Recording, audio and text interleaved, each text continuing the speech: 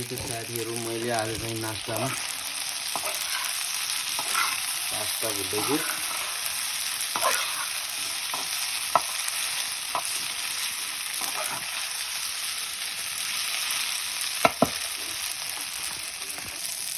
त्यसैमा चाहिँ यो अन्डा पनि एड गरेको साथी।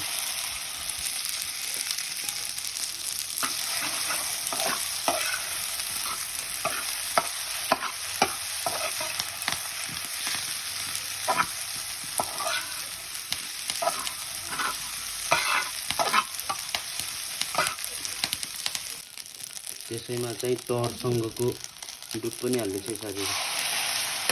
क्रिम हेभी क्रिम नभएर मैले यस्तो चाहिँ हालेको छु।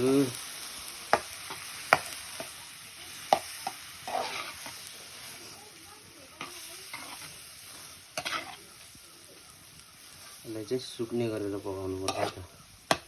त्यसैले हाम्रो चाहिँ होममेड एग पास्ता ल रेडी छ।